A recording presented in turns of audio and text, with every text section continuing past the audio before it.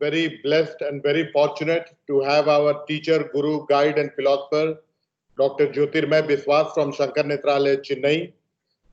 He needs no introduction. Everybody knows him internationally and nationally, but it is customary for me to introduce, and I will do so. Sir is an ophthalmologist. Sir is an ophthalmologist who specializes in uveitis and ophthalmic pathology. He has done his fellowship in BR from Shankar Netralaya, Chennai, and from Donne Eye Institute in Southern California. He has published 456 articles in peer-reviewed PubMed index journals. 54 chapters he has written in the books of ophthalmology. He has presented over 300 papers in national and international conferences. He has given over 400 lectures. He has 3 books on uveitis and 1 book on ophthalmic pathology. He is a reviewer of 52 journals. Can you believe that? He is a reviewer of 52 journals. He is a visiting professor at Advanced Eye Care Center at PGI Chandigarh and Chinese University of Hong Kong. He was the principal investigator of 13 research projects. He has mentored 44 uveitis fellows and he has received over 34 awards. He is a member of the International Uveitis Society Group, a member of the American Uveitis Society, and the Executive Council member of International Ocular Inflammation Society. He is the founding member and past president of Uveitis Society of India. He was the first to describe ocular lesions in AIDS in India. His current areas of research include uveitis, AIDS, and Eales disease. Currently, he is working as the director of uveitis and ophthalmic pathology at the department in Shankar Netralaya, Chennai. Sir, we are so blessed to have you today, sir. Thank you so much for taking out time for the postgraduates who they are seeing in Bihar and Pan India, sir. Thank you so much, sir. I'd like to request you to please speak on uveitis, searching the cause. So thank you, Satyajit. It's really an honor and privilege for me to talk to the postgraduates. I like teaching, so this is this is a great opportunity for me to share my thoughts. And I have not visited Patna, but virtually I am now going to Patna. Okay, so I'll start sharing my slides. Yes, sir. Yes, share slides.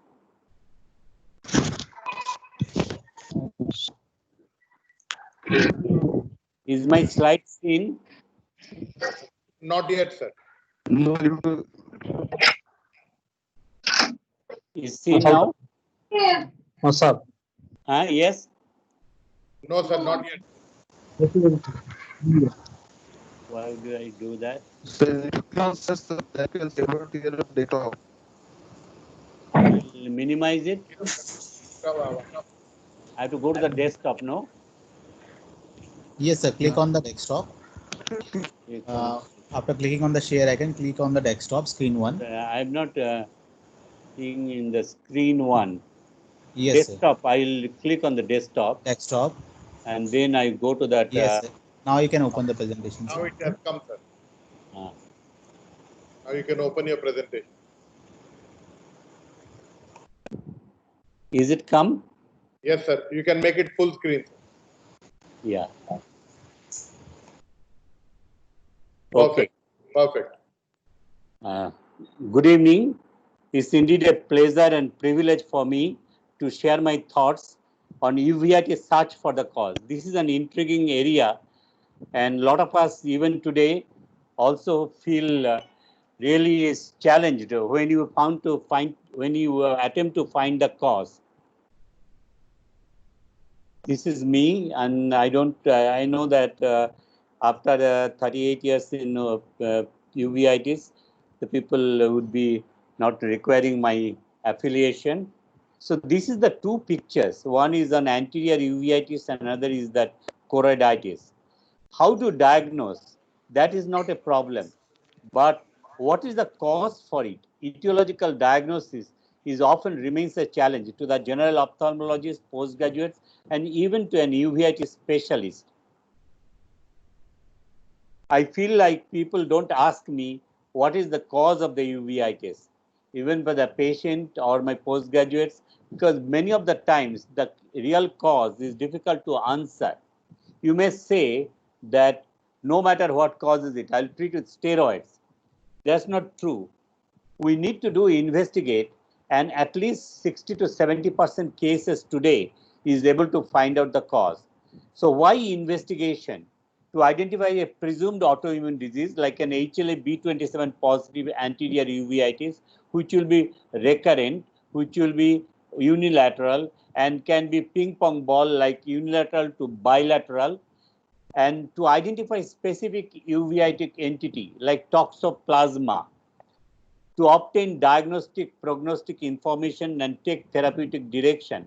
For example, if you can identify a disease like Behçet's disease or sarcoidosis, you know that the prognosis is Behçet's will be poor and sarcoidosis will be very good.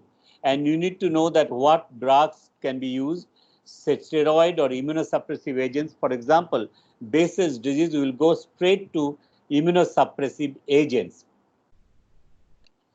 Investigations on the uveitis, the earlier people when that Schlegel, who started uveitis, he used to tell that complete battery of the uveitis test. Today, even several ophthalmologists, whenever they come across an uveitis patients, they take all the kinds of uveitis investigations. I see a lot of doctors' prescriptions where they order from the HLA to, like even in a geographic choroiditis, serpiginous choroiditis, they order HLA-B27. Like, this is not really required. Some people say that no lab investigation, they wanted to save the money of the patient, and they say that we can diagnose uveitis. Why need laboratory investigation? But selective, thoughtful approach leading to the tailored laboratory investigation is the correct path. So don't, as I mentioned, you don't go for fishing expedition. You won't be able to explain what you are getting. For example, in geographic choroiditis, if you do that serpiginous like choroiditis, if you do the ELISA for toxoplasma, if it comes positive, you will think that the serpiginous choroiditis is due to the toxoplasma and you will start treating for the toxoplasma. That's not the correct path. So you should focus your investigations and go for it, a tailored approach.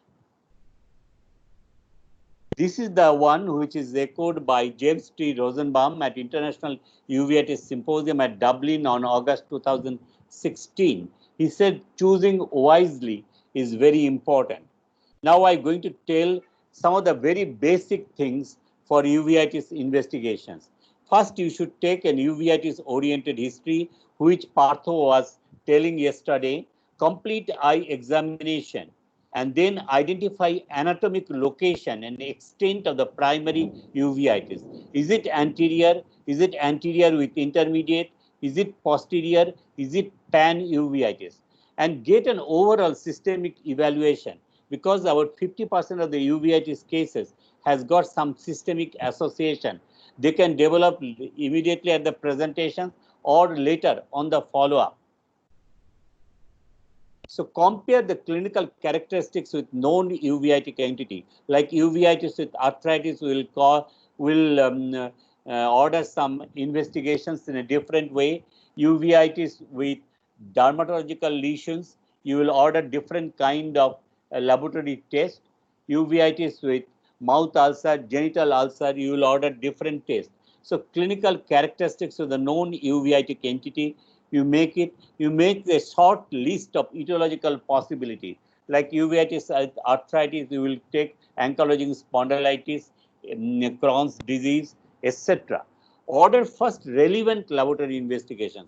What your clinical diagnosis, what is morphological diagnosis?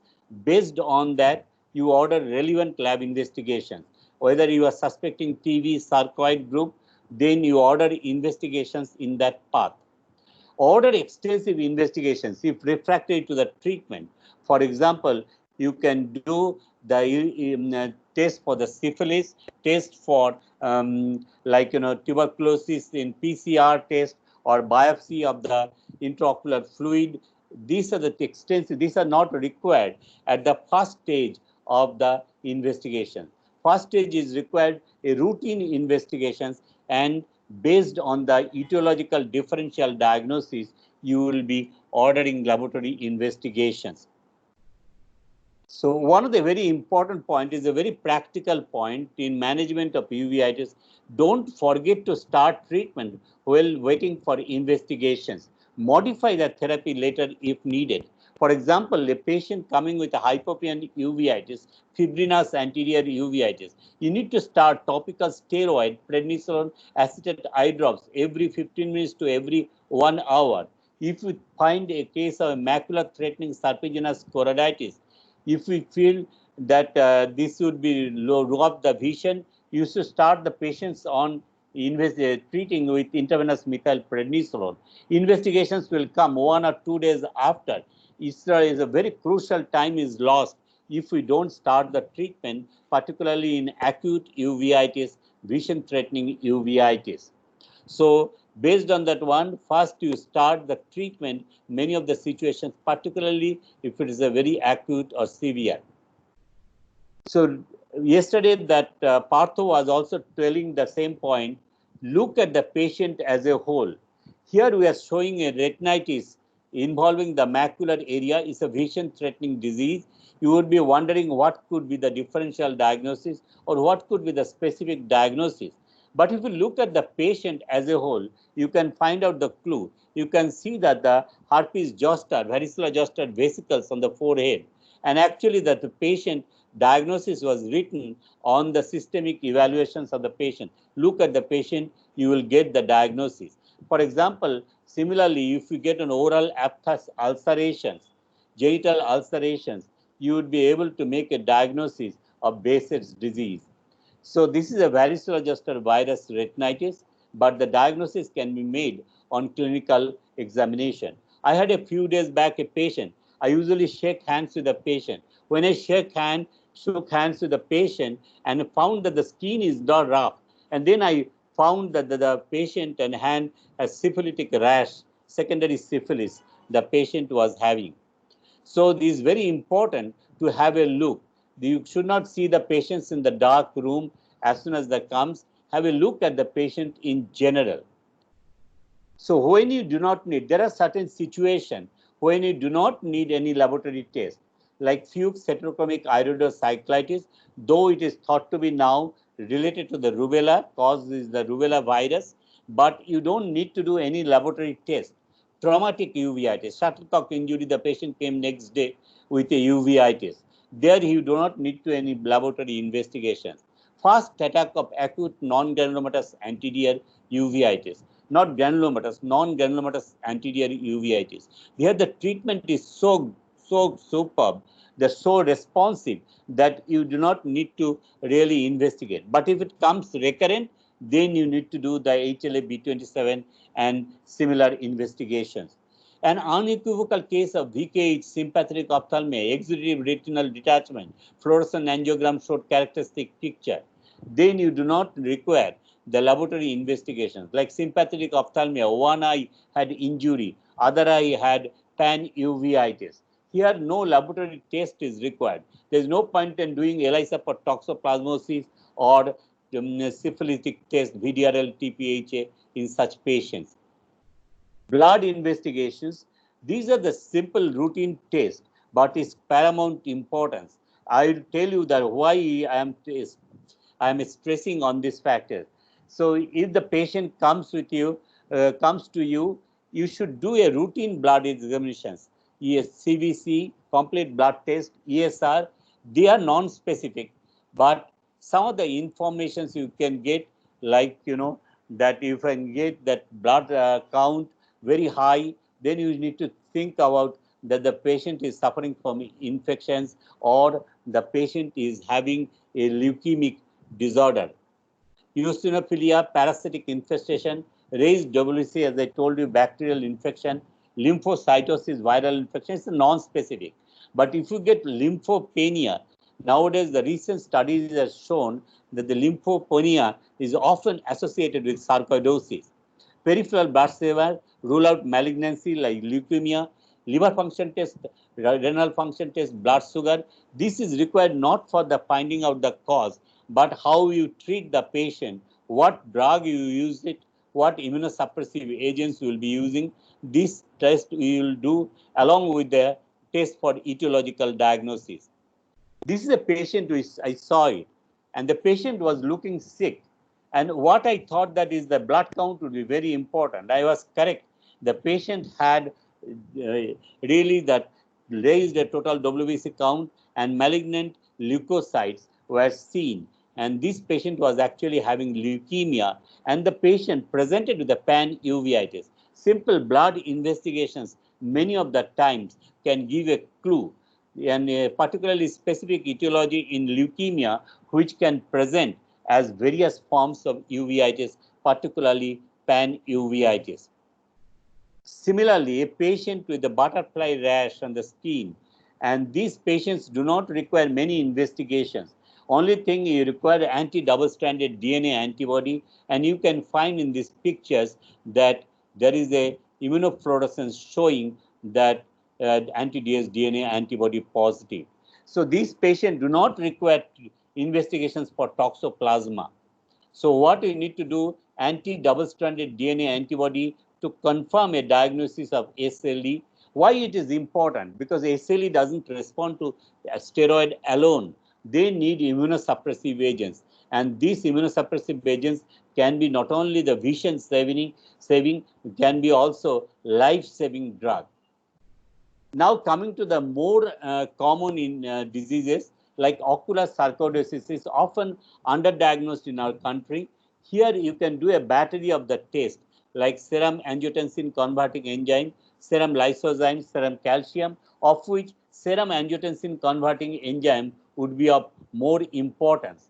And because, but however, if the patient is on steroid and the patient is having a lesions, the sarcoid lesions involving the eye only, then normal ACE level it can be seen, because the angiotensin converting enzyme determines the granuloma level, amount of the granuloma which is seen. If it is located in the eye only, there will be granuloma load will be less. So we can have normal ACE. So clinical suspicion is quite helpful. So serum ACE, serum lysozyme, serum calcium. If you don't have the facility to do the serum lysozyme, serum calcium, you can do the serum angiotensin converting enzyme. Though it's not very specific, there can be other causes of angiotensin converting enzyme elevated. What are the systemic findings of sarcoidosis? You should not forget, as a postgraduate, you should tell that there is a sarcoidosis will cause bilateral hilar lymphadenopathy. Bilateral hilar lymphadenopathy is the early sign of sarcoidosis. And this can be seen in the chest X-ray, but more elegantly and more sensitive by high-resolution CT chest done. And you can find hilar lymph node, which is shown in an arrow, red arrow over here. If you are fortunate, the patient can have a cervical lymphadenopathy or lymphadenopathy anywhere. That's the accessible tissue. You can take a biopsy from that area and you can see the what kind of inflammation you are seeing. Chronic granulomatous inflammation, non-caseating, this would be suggestive of sarcoidosis. But if there is a caseation necrosis is seen, most of the time you are dealing with tuberculosis. So that will be seeing that the postgraduate level, we should know that non-caseating granuloma is hallmark of ocular or systemic sarcoidosis. Tuberculosis, this would be a very common question for the postgraduates. What is the tuberculin skin test? Induration is measured, not the erythema. The 10 millimeter induration is considered positive in endemic countries. So in India, like this, where positive tuberculin test, which you call Mantoux test, is the 10 millimeter induration is considered positive. But in other countries, like Vienna or other places, they tell you it is a 15 millimeter. Chest HSCT showing is tuberculosis tree in the bud appearance, as I shown in the yellow arrow. This is very pathognomic of ocular tuberculosis. So why you should do chest HSCT? About 40% of the lung lesions is not seen in the chest X-ray alone. So you require high resolution CT chest. Now coming to the another area, another disease which is a can masquerade like any other disease, which Dr. Partho was telling, that ocular syphilis. Ocular syphilis can present, syphilis can masquerade, great masquerader, and it can present as anterior uveitis, intermediate uveitis, posterior uveitis, pan uveitis. I echo Dr. Partho's yesterday's statement. So what we should do in case of syphilis suspicion, you should do a treponemal test as well as a non-treponemal test. What is treponemal test? VDRL or RPR test. Venereal Disease Research Laboratory. The VDRL full word, full expansion is Venereal Disease Research Laboratory. Or non-treponemal test is the FTA ABS, fluorescent treponemal antibody test, or treponema pallidum heme agglutination test. But can you diagnose by this test? CSF tap is required to rule out neurosyphilis, and you can determine the VDRL level in the CSF tap to rule out neurosyphilis. Whenever you are seeing a syphilis posterior uveitis, you need to rule out some simultaneous neurosyphilis, because that's quite common. This is a case which I have seen about 15 years back. This patient presented with the optic disc pallor, sclerosis of the vessels, and yesterday what Dr. Partho was showing, the subretinal deposits. These lesions, vitreous deposit, these lesions is pathognomic for syphilis. But you cannot treat a patient based on the clinical assumption only. And what test will require is requiring a VDRL or RPR, reactive plasma reagin test, and non-treponemal antibody test like TPHA or FTA-ABS. So you postgraduates, you should know the test for syphilis, and that can be asked in the exam. So ELISA test. What is ELISA? ELISA is an enzyme-linked immunosorbent assay. What it determines? It doesn't determine antigen. It determines the antibody, whether the patient has been exposed to an infectious agent, and that antibody can be detected by from the serum, and one can do from the intraocular fluid, but the serum is more sensitive, and one can see the toxoplasma, toxocara, HIV, but not for the TB. You should not do ELISA for the TB, because a lot of us are exposed to the tuberculosis. Anybody else, anybody in the country, if we do the ELISA test for the TB, will be positive. So there is no point in doing ELISA for TB, and it's almost abandoned. Now coming to that, this is the ELISA plate. I'm just going to give you an idea what ELISA means. It detects antibody, and there's a plates that they're called high positive control, low positive control, and blank one. And if it's going to that, compare with the high positive control, or is similar to the high positive control, you call it high positive, and the dilutions are mentioned. So you get toxoplasma 1:16 dilution or 1:20 dilutions. That dilution should be mentioned, and the antibody level is determined. So there is a very important question. How do you diagnose toxoplasmosis? So the diagnosis is basically clinical diagnosis. And what ELISA does the support of the clinical diagnosis. Sensitivity is 100%. If it is a toxoplasma, ELISA test will be positive. Specificity, however, is 50%. The patient might be exposed to the toxoplasma, and his antibody to the toxoplasma would be there. Doesn't mean that toxoplasma is causing the disease. So you need to correlate clinically. For example, if you see a patient having serpiginous choroiditis, and that patient ELISA for the toxoplasma coming positive, that really is not a true correlation. So you need to diagnose clinically. It should be necrotizing retinitis, and that should be supported by ELISA test. A negative ELISA test is much more valuable. If we see a negative ELISA test for toxoplasma, and if you are clinically diagnosed with toxoplasma, you need to revise the diagnosis. You need to look at the patient again and see that is it a toxoplasma? Why is toxoplasma serology is negative? So this is about toxoplasmosis. They will ask that what is the test you will do for toxoplasma? You should do the ELISA for the toxoplasma from serum. But you can do from aqueous also, you can do PCR also for toxoplasma nowadays. But that is not for the exam purpose. Dengue and chikungunya will be having leukopenia, thrombocytopenia, abnormalities of the coagulation, LFT and complement levels. An ELISA test for the dengue or chikungunya can be done, but that's not that very sensitive. The PCR, particularly real-time PCR, can be done with a very precise diagnosis of this disease. So another question is that HIV. Now HIV infection has reduced, but you should know what are the tests should be done for ELISA and for HIV and when you should do it. If we see a patient, a young patient having herpes zoster ophthalmicus, you should always suspect HIV infection. And the test which you should do is called ELISA for HIV. So herpes zoster ophthalmicus in a young man, endogenous endophthalmitis, your order for ELISA for HIV would be there. Viral retinitis, you should do ELISA for HIV. So for example, necrotizing retinitis as is shown in this picture, here you should do ELISA for HIV. Multiple cotton spots without retinal changes, this should be a suspicion of HIV retinopathy, and you should do ELISA for HIV.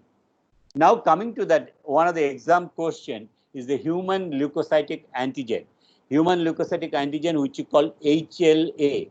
HLA, do you require it for all the cases? No. HLA B27 is required, which is quite common, non-granulomatous. But this should be non-granulomatous recurrent anterior uveitis. There we should do the HLA B27. As I mentioned before, the patient has a first attack of acute anterior uveitis, you do not need to do HLA B27. What we gain by doing an HLA B27? HLA B27 positive anterior uveitis would be recurrent. There will be more severe on recurrence than HLA B27 negative. Another test which you do called HLA B51. That's very suggestive of Behçet's disease, but it's not pathognomic. It's not a marker for Behçet's disease. So if they ask for where you should do HLA typing, you should tell non-granulomatous recurrent anterior uveitis. You should tell Behçet's disease. The HLA type is B51.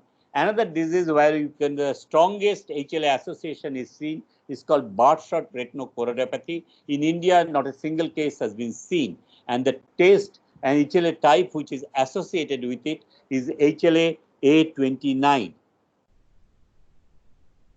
So this is an article, American Journal of Ophthalmology. It says that generally HLA typing has limited usefulness in diagnostic patients with uveitis because some of the HLAs can be seen in the normal people also.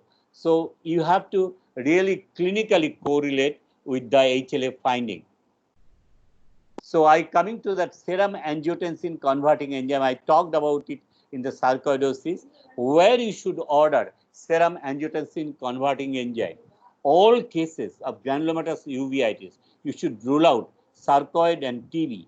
Intermediate uveitis is a very strong association with sarcoidosis. So you should do serum angiotensin converting enzyme level. Normal value is 8 to 52 units in our lab, but it varies from lab to lab.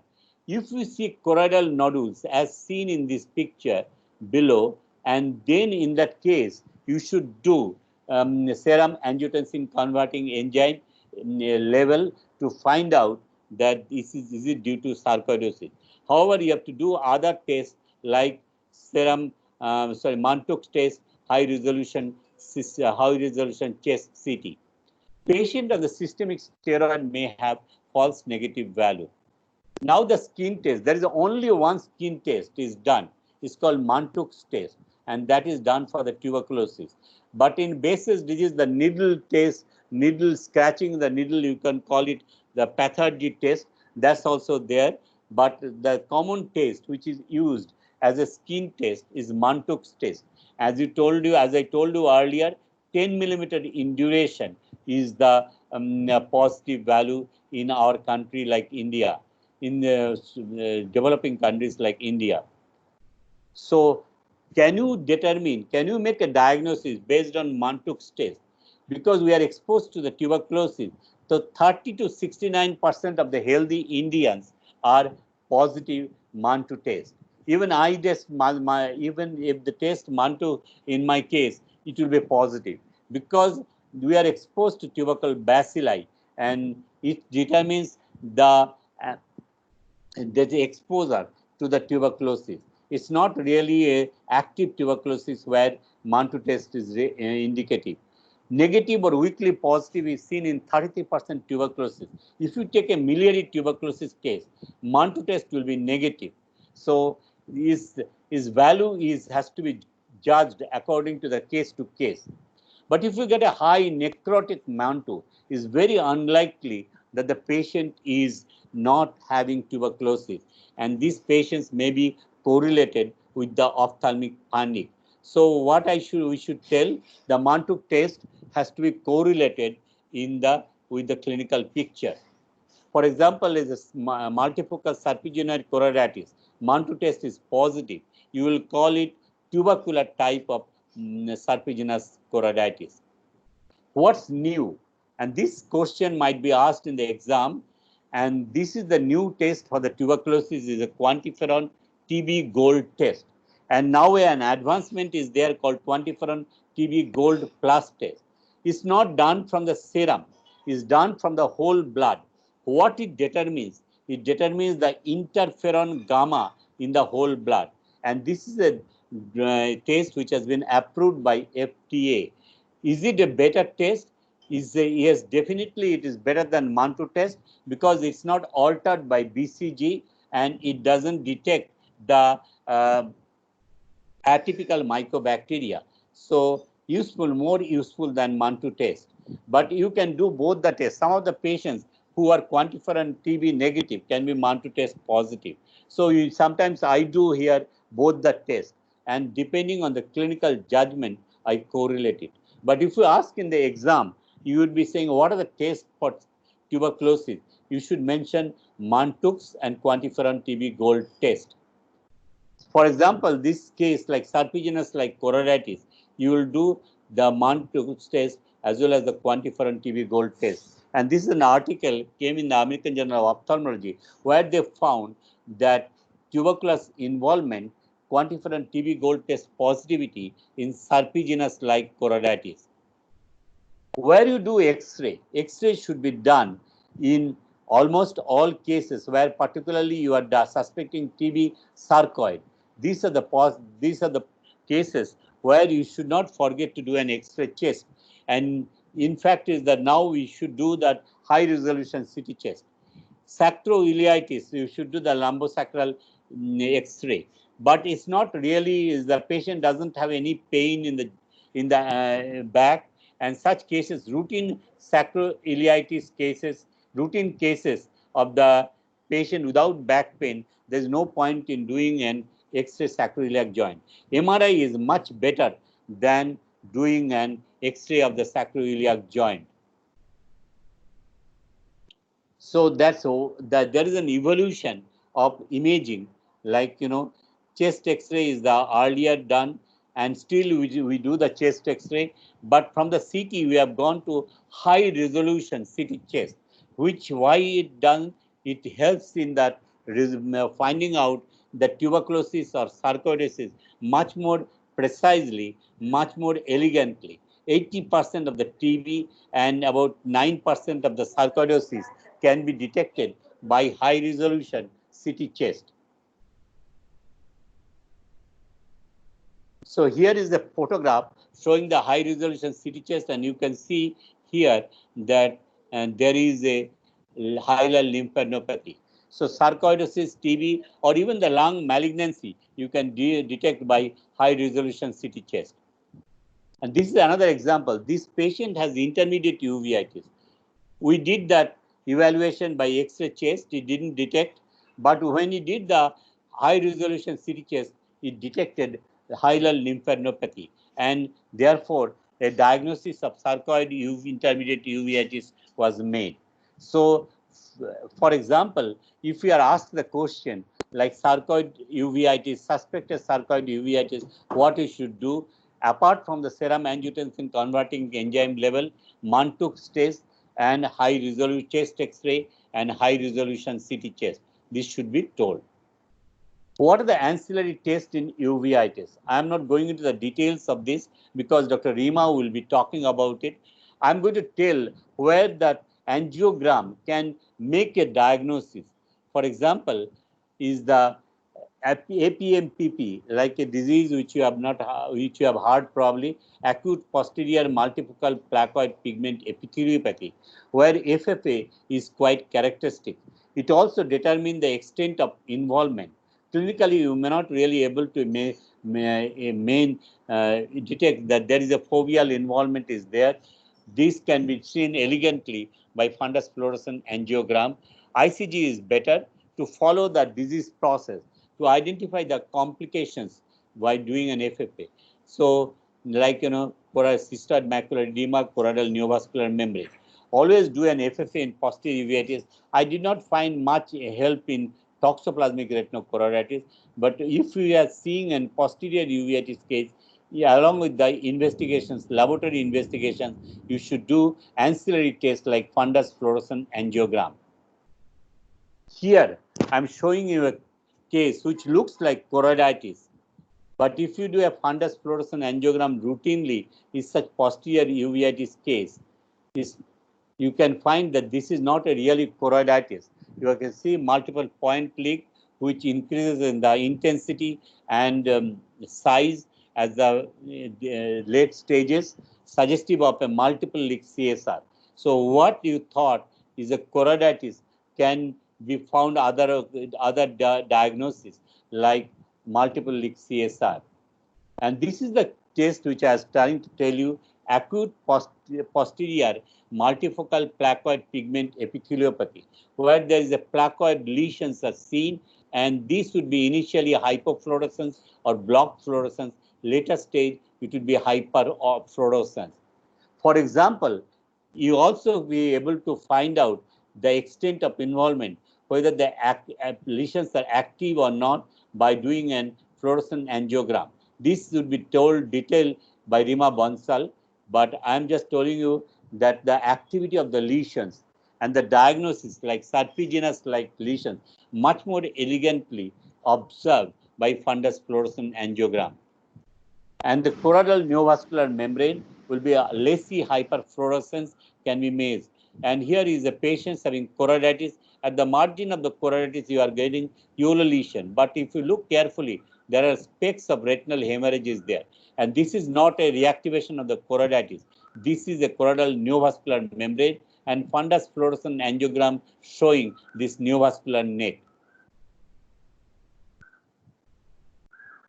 So identify the complications like CME in intermediate uveitis, which you can detect by doing a fundus fluorescent angiogram by OCT is better. I just show you another example where the diagnosis can be made, etiological diagnosis or precise diagnosis can be made by doing an ICG, like multiple evanescent white dot syndrome, where fundus fluorescent angiogram will not show anything. The patient will complain of photopsia, metamorphopsia, and then multiple evanescent white dot syndrome can be detected by indocyanine green angiogram, and you can see the multiple hypofluorescent spots on ICG. Autofluorescence, I just don't want to discuss in detail. It detects the lipofuscin distribution, but what it can tell, it can distinguish between the active and healed choroiditis. So active will be hyperautofluorescence and healed will be hypoautofluorescence. There is a one diagnosed test which can be very valuable in Behçet's disease. You can make a diagnosis in almost all the cases of Behçet's disease if you can do a fundus fluorescence angiogram. What is seen is the capillary farning. So capillary farning is quite characteristic of Behçet's disease in most of the cases. Though it can occur in intermediate uveitis in some time, but Behçet's disease, you should remember the capillary farning on fundus fluorescence angiogram. B-scan and ultrasound biomicroscopy, I'm not going into the details, but is the choroidal thickening, posterior scleritis, vitreous opacity, cyclitic membrane, retinal detachment, choroidal detachment. So here it looks like, it looks like a tumor, but when you do an ultrasound B-scan, you can find out that this is not a tumor, this is an anechoic hollow is seen, and this is a subretinal abscess. In VKH patients, we can see that detect the choroidal thickening, secondary retinal detachment, and this would be pathognomic for Vogt-Koenigsegg-Hardt's disease. Ultrasound biomicroscopy, I'm just giving a little idea about it. It's very useful in intermediate uveitis where there's a small pupil, complicated cataract, and you can detect the exudates in the pars plana region, and you can make a diagnosis, morphological diagnosis of intermediate uveitis. IOL-induced uveitis also can be detected. I would like to show an interesting case. This patient was a doctor who had intermediate uveitis, and every test was negative. But when we did the UVM test, we found nodular lesion. And then taking the history, we found that the patient had exposure to the caterpillar hair. He rubbed his head with a wet towel, which contains the caterpillar. And this caterpillar area, underneath a tree, there is that towel is there. And he rubbed his head with that towel, and the caterpillar hair entered in the eye, and that can produce recalcitrant intermediate uveitis. So OCT in uveitis, macular edema, macular hole, ERM may not be really detected by OCT. So this is Schweppes OCT in VKH. I don't want to discuss in detail. Multifocal ERG. So the one which I want to tell you, this is the last resort. Is required in selected cases when all your serological test, radiological test doesn't give any information. You are suspecting a masquerade syndrome or infection. You can do a intraocular biopsy. This consists of anterior chamber paracentesis, vitreous biopsy, fine needle aspiration biopsy, chorioretinal biopsy. Particularly, anterior chamber tap can be done in many of us and can be done in the outpatient department also. So pathologic study, as I mentioned to you, it should be a lens-induced uveitis where you can find out the lens material in the anterior chamber, infectious etiology like viral, particularly the viral etiology like acute retinal necrosis. What is the causative virus? You can detect by intraocular fluid evaluation like molecular biologic technique. Parasitic infestations, endophthalmitis, and masquerade syndrome. This is the last one is very important. Masquerade syndrome, where the tissue diagnosis is very important. Particularly if you see an intraocular lymphoma you are suspecting, nobody will give the chemotherapy or radiation or intravitreal methotrexate or rituximab unless you make a etiological tissue diagnosis. So sometimes tissue diagnosis is paramount importance to give the treatment. And this anterior chamber tap can be done in the outpatient department. This I'm just showing you one or two examples. This 32-year-old man with hypopia and uveitis, not responding to the topical and systemic steroid. This is a picture. So usually when you see an hypopia and uveitis, it should be responding 1 or 2 days. Hypopia should be resolved with the topical steroid. But when it doesn't respond, you need to think about other things like a tumor or parasitic infections or some kind of a unusual infection. So in this case, it can be really a matter of great challenge in making such a diagnosis. If you feel about a week time that your anterior uveitis hypopia is not responding, then in that case you should an anterior chamber tap. In this case, what we found, which is quite unusual, we found a microphyllidea causing such hypopyon. And this patient had a injury with the fingernail. And this patient presented with the granulomatous uveitis like VKH or TB or sarcoid. But there is the only clue, there is an injury in the lens material, injury with the eye in the fingernail. And when he did the anterior chamber tap, we could find out large macrophages containing lens material. So one of the indication for anterior chamber tap will be lens-induced uveitis. This is a vitreous biopsy is required in selected cases, particularly if there is an endogenous endophthalmitis or intraocular lymphoma or vitreous amyloidosis. This is a 50-year-old man, woolly strands-like opacity. I'm not giving a rare example. If there is a vitreous cavity is filled up with opacity and you are suspecting an infectious etiology, you ruled out hemorrhage.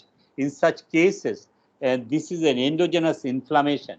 In that case, vitreous biopsy is of paramount importance, is the hour of the day.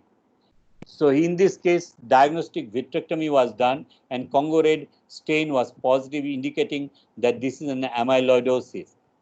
Some of the times you may require doing a fine needle aspiration biopsy, and this biopsy can be taken from the lesions going from the pars plana root and entering into the space and taking out a small material. This is a 57-year-old old lady, painless gradual dimness of vision 9 months, treated for tubercular choroiditis for 6 months. And then it didn't look to me as a choroiditis. What I did, I suggested that we need a tissue diagnosis. What is the tissue diagnosis we did? We did take a took a fine needle and went to the site and taken a biopsy material, and it showed necrotic background. Necrotic background is very characteristic of lymphoma, where the tumor cells is very friable, and you can, within the necrotic background, you can see in the black arrow showing a large lymphoma cells. Sometimes retina or chorioretinal biopsy is required, particularly in case of Masquerade syndrome or infectious. This patient thought to be of cytomegalovirus retinitis. That chorioretinal biopsy showed that this is a Toxoplasma gondii organism was seen in the necrotic retina. And electron microscopy showed the Toxoplasma gondii bradyzoids, which is containing multiple tachyzoids there. So last I wanted to tell you about the PCR, the applications of the polymerase chain reaction. This should be asked in even today because this is the era of molecular biology. And this is early microbiology, depend on the culture smear, which takes long time, 33% sensitivity. But newer lot, the new test is called polymerase chain reaction, where the amplification of the DNA segment occurs 10 to the power 6 times. And this can be done from the ocular fluid, and this causes amplifications of the DNA material, which might be the core material for the infectious agents. So it's very rapid test. Culture takes 2 to 3 days time, but here report is ready within 12 to 24 hours. And what is the beauty of this test? It's called inbuilt positive control and negative control. So positive control should be positive, negative control should be negative, indicating a high degree of sensitivity and specificity of the test. So you should remember where you should do. You can do in a case of subretinal abscess, where you can get inside the abscess and take a small amount of material, and that in this case was showed Mycobacterium tuberculosis DNA positive. And what has happened to the patient? There is a complete resolution of inflammation based on the test of PCR. So they might ask you what is PCR, full name of PCR, and that you should tell the polymerase chain reaction of the intraocular fluid. This is a post-cataract surgery uveitis. Chronic post-operative cataract surgery uveitis can be due to the Propionibacterium acne, and there is a PCR DNA can be identified for P. acne Propionibacterium acne is a chronic low-grade uveitis in post-cataract surgery. So you should keep in the differential diagnosis of post-cataract delayed onset uveitis following cataract surgery. Now there is an advancement of the PCR technique called real-time PCR. So there is a two types of PCR mainly, nested PCR and real-time PCR. Real-time PCR gets the copy number of the DNA, and this is a much more specific and sensitive. So this is a patient with a multiple pigmented KPs, and the PCR was done from the anterior chamber tab, and it showed the curve, raised curve, compared with the standard curve, showing that this is the DNA copies are seen, and this was positive for herpes simplex virus 1. This is a patient of chikungunya. Patient did not was a diagnostic dilemma, gradual progressive dimness of vision. He was giving a history of fever for 3 months back, and this is gave a clue for some infections, why rickettsial infections or some viral infection.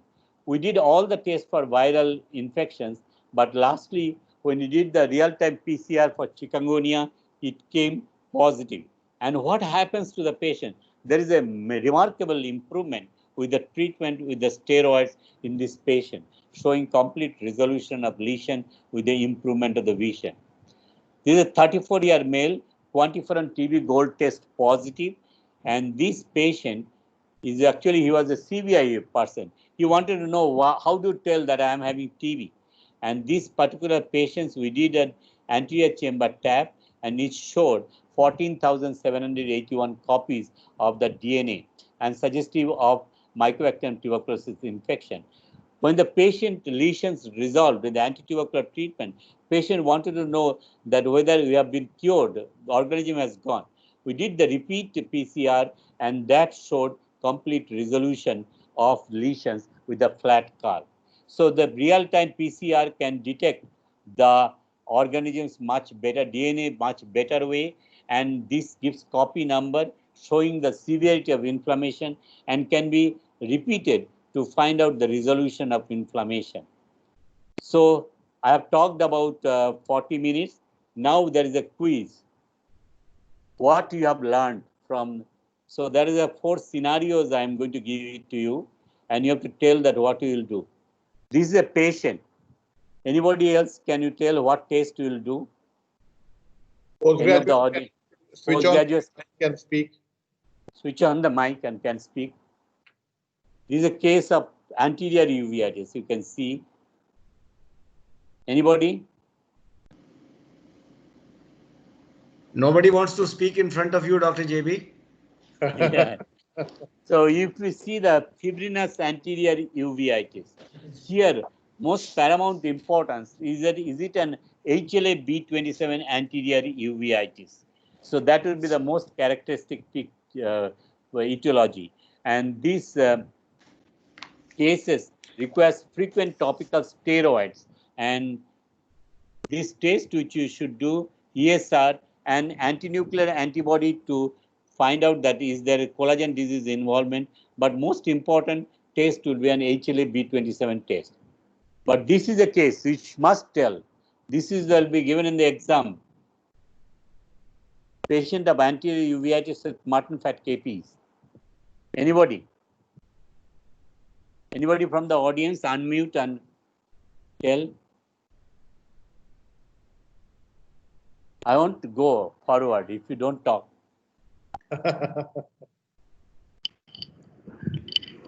Anybody?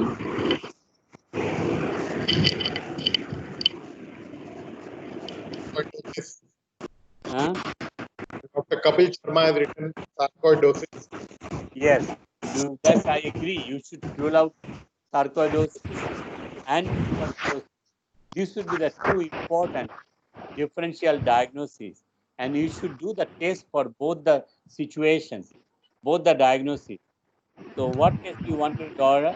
ESR, serum AC for sarcoidosis. Mantoux test will be negative in sarcoid and positive in tuberculosis. Quantiferon TB gold test, chest X-ray, HSCT. It doesn't require full battery of the test.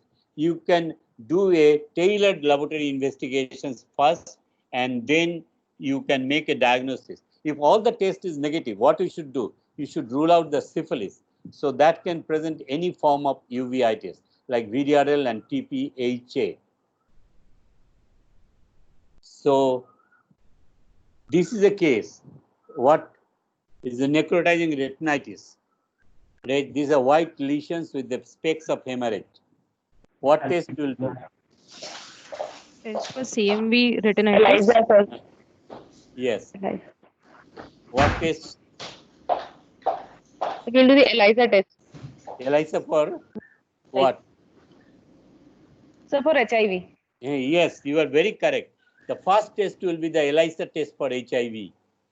And then CD4 cell count to know what treatment you should require, the patient's status of the immune system, that you should do CD4 cell count. The two tests, you need not do a toxoplasma test or HLA-B27 test.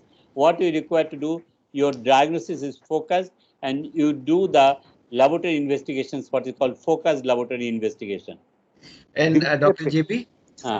If an etiological diagnosis for the retinal lesion is needed, then AC TAP would do equally well. Your own study.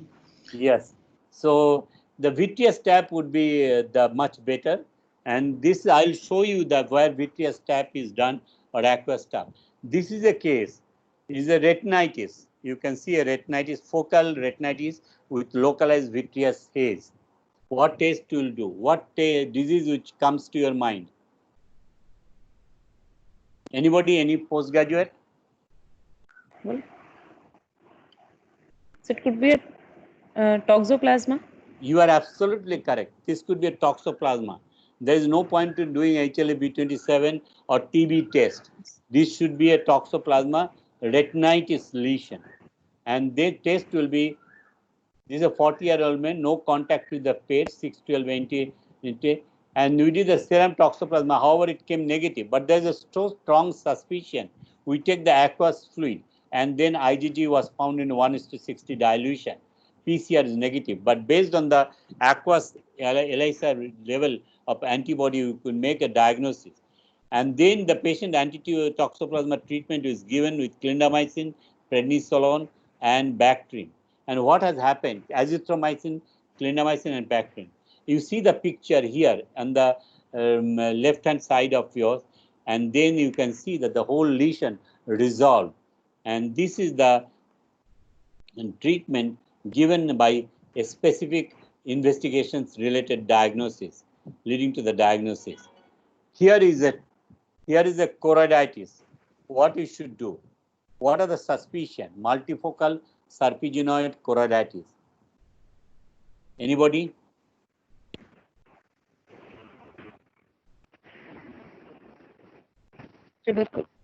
Tuberculosis. So it could be tuberculosis. Yeah. So tuberculosis would be a very strong possibility. So we should do ESR, Mantoux, quantiferon, chest X-ray, HSCT. And if all these things becomes negative, you can go ahead and take a fluid from the anterior chamber or from the vitreous for PCR for MTB. So that should be, you should know that new things, and the examiner will get impressed. But you should know what is PCR before telling the PCR. This is what? This is a rare, and yesterday Partho showed this case. This is a retinitis, extensive retinitis. Here also the intraocular fluid evaluation is very important. This is a progressive outer retinal necrosis, ELISA for HIV, CD4 count, ACTAP or vitreous tap for viruses, HSV, VZV, CMV. Here there is another retinitis case, but it is in the periphery, as shown by Dr. Partho yesterday. What is the diagnosis? Peripheral necrotizing retinitis with scalloped margin. ARN? Yeah. ARN. And in such cases, ARN doesn't give you the full diagnosis. You need to make an established etiological diagnosis. Is it due to the herpes simplex type 1, type 2, varicella zoster virus, or CMV? All of them can cause acute retinal necrosis. And the treatment with the CMV CMV causing acute retinal necrosis and varicella zoster causing acute retinal necrosis is different. Varicella zoster, you will give acyclovir or injection, intravenous injection, or oral valcyclovir, or in case of CMV, you need to give ganciclovir, oral or intravitreal injection. So this is very much important to have a etiological diagnosis. First step will be clinical suspicion. Second step is etiological diagnosis. So what test you should do? Acute retinal necrosis, the diagnosis, and AC-TAB for PCR for viruses, HSV, VZV, CMV. This I showed you, where there is a really the endogenous endophthalmitis or something unknown kind of thing, not responding with any kind of treatment like this patient. What test you will do? In such cases, you might need to go inside the eye and take a material from the eye, and that is called vitreous biopsy or anterior chamber tap. This is a vitreous amyloidosis, and vitreous biopsy showed congruent stain positive amyloid material. But after all, even by an expert uveitis specialist or a tertiary care center, how successful are you? So that's what in the first slide I showed you, diagnosis, etiological diagnosis remains a challenge. 34% cases in our study showed that etiology remained undetermined. So that study was done by Shishir years back. Etiology diagnosis in that time was 40% undetected, and here it reduced to 33% cases. The reason is that we have got high resolution CT chest, we have got polymerase chain reaction, which determines the diagnosis much precisely. Now, increased rate of diagnosis, etiological diagnosis is possible. So in conclusion, I wanted to finish up the thing, few important things. I talked about laboratory diagnosis, I talked about intraocular fluid, but clinical diagnosis is paramount importance. And based on the clinical diagnosis, you make the tailored laboratory investigation. So you should remember the tailored laboratory investigation. So not only the laboratory test you should do, as I mentioned to you, like APMPP, VKH, where FFA, OCT or ultrasound will be helpful. Start treatment. So if it's an acute case, you don't wait for the laboratory investigation. It takes time. Start treatment, assess the response. If not responding, do extensive investigations like syphilis testing. Do invasive tests like AC-TAB, vitreous biopsy, and finally clinch the diagnosis. So uveitis involves the young people, as Partho was talking about it. It can be vision threatening, and whatever the disease which should, you make your site much more, you should not keep any stone unturned to find out the cause, starting from the basic investigations, focused investigations, and extensive investigations like intraocular biopsy. Because the patient who has once got the taste of vision, if he loses the vision, he is very depressed and very much challenged to the life. So he, as an ophthalmologist, is very important to come to a precise diagnosis and give specific, adequate, and prompt treatment.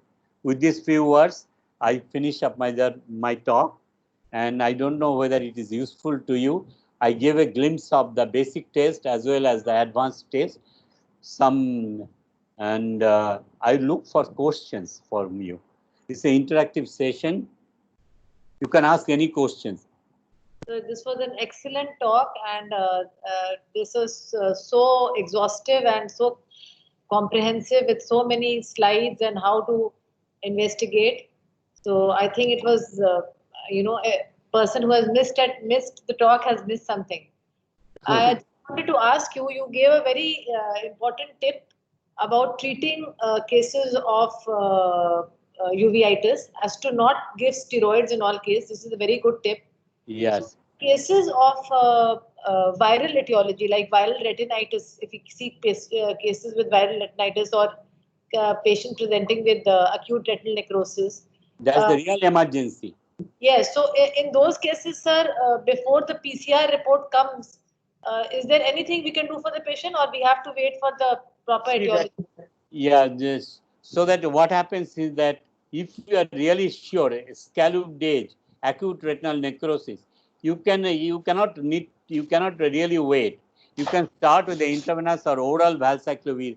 As at least oral valsaclovir, you can start the treatment, because this will increase in a 2 to 3 days. It will spread to the posterior pole.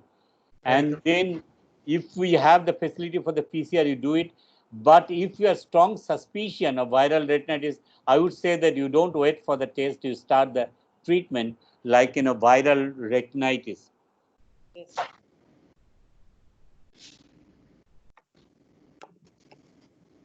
Any question?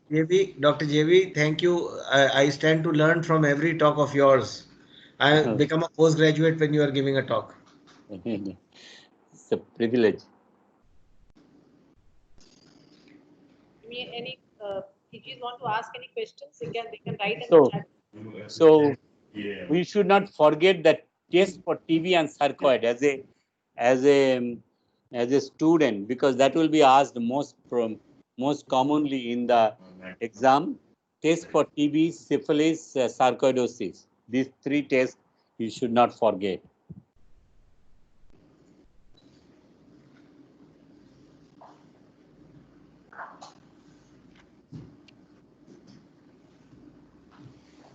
In cases of mutes, Yes.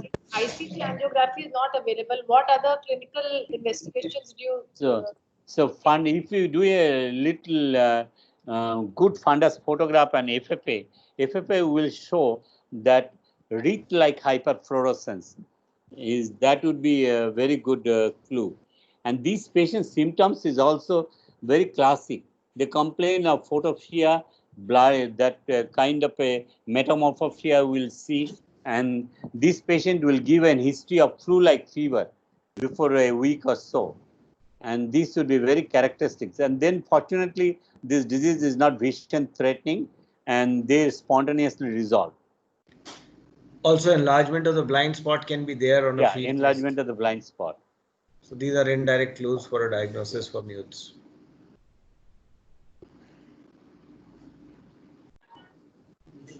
Have any more questions? Anybody would want to unmute and ask directly?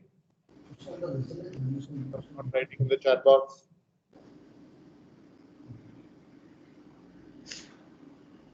Ivani, you have a question?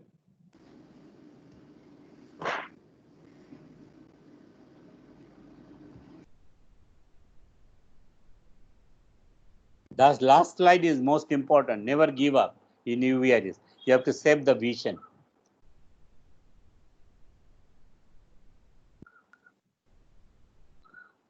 Okay, I'd like to take this opportunity to thank Dr. Jyotirmay Biswas, who is a well-known figure internationally and nationally in the field of uveitis. We are very, very grateful to him that he took out time for us today from his busy schedule. It was such a beautiful learning process. He has students all over India, all over the world, and so many of them were watching today. Once again, sir, please accept our real gratitude to you for having taken us time for us today. If there are any questions in future, we'll email it to you and they can ask you. But we are the first very slide showed my email. My email is very easy, drjv@snmail.org. So I can, any challenging cases, if you are seeing, you can always depend on me. Thank you. Dr. Shishir, you want to give some closing remarks? Not only his email, his phone number is accessible not only to colleagues but also to patients, and they can call him and he will see to it that the patient is taken straight in and looked after. He is one of the most amazing people I have met, and I have been very privileged to be his first fellow in uveitis. Is that correct, Dr. JV? Yes. I'm very, very lucky and very privileged to have been trained by him. Thank you for your time, Dr. JV, and it's been wonderful to spend this time with you. Okay. Thank you very much. I'd like to be physically in Patna sometime. That's my dream. Definitely, sir. Thank you. So we would like to thank all the postgraduates also. We would like to thank our senior consultant, Dr. Shishir, who was with us all throughout this presentation. Tomorrow we have Dr. Reema Bansal from PGI Chandigarh, who will be speaking on imaging in posterior uveitis. So I look forward to having all of you tomorrow evening at 5 o'clock. Thank you so much, Biswas sir, once again. And Thank you. Thank you. I would like to thank Intas Pharmaceuticals, Manish ji and Chandrasekhar ji for bringing this all together. Thank you so much. Manish really helped me. I was really scared to go to the Microsoft because I have never done it. Zoom I have done it. Google I have done it. This is the first experience. Hopefully it works. Thankfully it worked. Thank you It's again. always our pleasure, sir, to help you and that we are there for your assistance, sir. And it's always our pleasure, sir. Thank you very much. Thank you so much. Good night. Bye. Good night. Bye.